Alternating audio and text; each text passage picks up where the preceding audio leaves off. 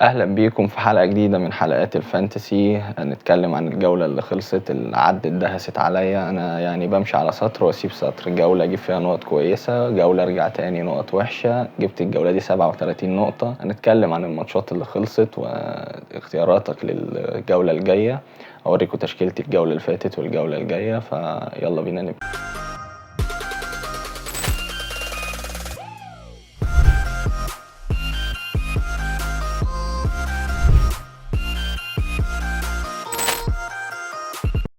البداية معانا بالماتشات اللي خلصت خلاص. نيوكاسل أرسنال. نيوكاسل تنجح إن هي تفوز بعد تعثرات وفريق تعبان شوية في إصابات كتير. إيزاك بيرجع وبيسجل هدف على أرسنال. الماتش اللي بعديه بورنموث مانشستر سيتي، اللي قلنا هيبقى ماتش رخم على مانشستر سيتي. بورنموث بتنجح إن هي تفوز 2-1. سيمينيو بيسجل، إيفانيلسون بيسجل الهدف التاني. كيركز الباك الشمال بتاع بورنموث بينجح إنه يصنع هدفين. حاجة حلوة الصراحة إن باك زي ده في ناس أعرفها سايبة دكة. إبسويتش ليستر سيتي، الماتش بيخلص 1-1. فاردي بس بيصنع، يعني ما اعتقدش ان حد تاني معاك من الفرقتين اصلا. هو فاردي بس اللي مشهور فيهم، يعني ايو جاب جون وواحد تاني مش عارف كلارك تقريبا جاب جون إبسويتش. كان ماتش سخيف شوية على ملاك فاردي، ولكنه نجح انه يصنع هدف. ليفربول برايتون، صلاح بينقذ ليفربول. كان قريبين من التعثر ولكن بيسجل هدف رائع. جاكبو بينجح انه يسجل. الناحية التانية ويلبك بيصنع. وبرايتون عندها لعيب روتير جامد قوي، كان ممكن يجيب جوان في الماتش ده ولكن الحمد لله ربنا ستر. نوتنجهام ويست هام. نوتنجهام كريس وود واينا بيسجلوا. طبعا اللي معاه اينا يا بخته، 15 نقطة مرتاحين. كريس وود الراجل يعني ربنا يخليه لنا، أحسن من أي هالاند. ساوثهامبتون ايفرتون، انا الحمد لله الماتش ده بلعب رامز ديل، جاب لي 9 نقط. كان ايفرتون جاب الجون في اخر دقيقة ولكن اتلغى، فربنا سترها معايا. ارمسترونج بيعود اساسي في الفرقة وبيسجل، يعني هو نجم الفريق يعتبر، ما فيش غيره بيسجل. المفروض هو ارشر لسه رايح لهم جديد كمان. ولفرهامبتون كريستال بالاس، شفنا لارسن بيسجل، كونيا بيصنع، ايات نوري ما عملش حاجة، فيا ريت اللي جابوا الجولة دي يطلع ويعترف على نفسه. الناحية التانية كريستال بالاس الاثنين المدافعين هم اللي بيسجلوا، سواء مارك جيهي او تشالوبا. الماتش اللي كان مهرجان اهداف توتنهام واستون فيلا 4-1. توتنهام سولانكي بيسجل هدفين، جونسون بيسجل، ماديسون بيسجل هدف رائع.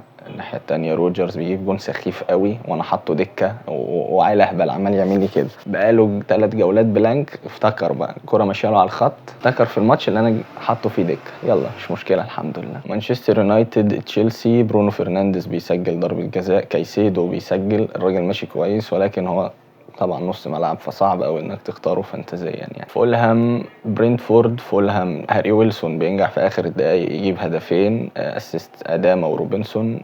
يعني هاري ويلسون صعب انك تختاره انه مش بيشارك دايما، فلو حد راح يجيبه فبلاش لانه هو ريسكي قوي. نروح على الاختيارات الجولة الجديدة، يعني بعد تعثر هالاند وتعثر امبويمو وويسا، فنشوف كده اختياراتنا الجولة دي هتمشي ازاي وربنا يسترها، عشان الواحد ما بقاش ضامن حاجة خلاص في اللعبة دي. اول ماتش معانا برينتفورد بورنموث. انا جبت كلويفرت لان انا ما كانش معايا فلوس اجيب سيمينيو، فجبت كلويفرت. ممكن كلويفرت يعمل حاجة ان شاء الله. سيمينيو معاك لو موجود قشطة. برينتفورد عايز تجيب منها حد، ويسا او امبويمو برضو شغالين. برينفورد ممكن ما عملش حاجه الماتش اللي فات ولكن هم ممكن عادي في ماتش زي ده يسجلوا. كريستال بالاس فولهام، فخليك في اداما لو معاك، او سميث رو او راؤول خيمينيز، 3 حلول كويسين. اعتقد ماتش زي ده هيبقى فولهام بس اللي بتلعب فيه، يعني اللي حصل الجوله اللي فاتت، فاعتقد هيبقى عندهم الحافز ان هم يكسبوا ماتش زي ده عادي. ويست هام ايفرتون. ايفرتون انداي وماكنيل، اتقل شويه على ويست هام لحد ما نشوف يعني لو بتيجي هيمشي ولا لا. لو بتيجي مشي ممكن تجيب ناس منهم، انما لحد دلوقتي هم الدنيا سودة عندهم خالص. وولفرهامبتون ساوثهامبتون، خليك في ايات نوري، كونيا، لارسن اهو. يعني لو معكش فلوس كونيا ممكن لارسن ارخص شويه.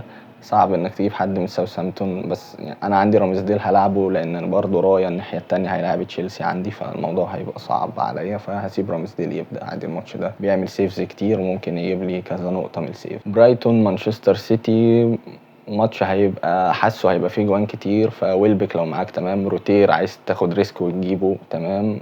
السيتي فودن هو اللي ظاهر حاليا، جفارديول بيسجل اكتر من هالاند. هنصبر على هالاند، هنصبر على هالاند مش عشان هو جامد ولا هيعمل حاجة، ولكن الملكية. انت لو شلت هالاند وهالاند عمل حاجة انت اتسوحت في الرانك، اصبر عليه شويه لحد ما نشوف. كده الفتره دي على السيتي كلها وحشه مش هالاند بس. ليفربول استون فيلا، انا بعت دياز وجبت صلاح وبعت ساكا، جبت كلويفرت وصلاح، فاعتقد صلاح لازم يبقى معاك الفتره دي. الراجل فورمه وبيسعى انه يحطم رقم تيري هنري، انا كمان بفكر اكابتنه، فنشوف كده ربنا يسترها يعني.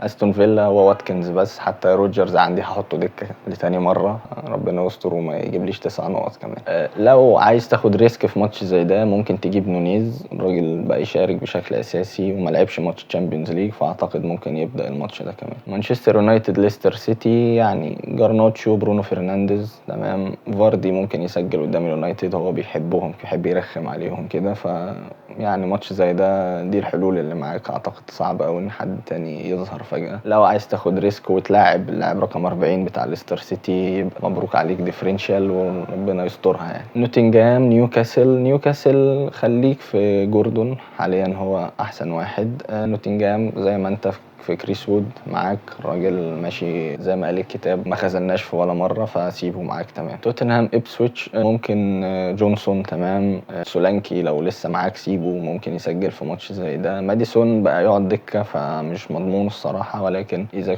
كنت انت ناوي تجيب ماديسون فخليك فيه عادي. اخر ماتش معانا تشيلسي ارسنال، هيبقى ماتش رخم شويه، فبس على ستانفورد بريدج بالمر بيظهر، فممكن تسيب بالمر او يعني تحطه عادي في تشكيلتك.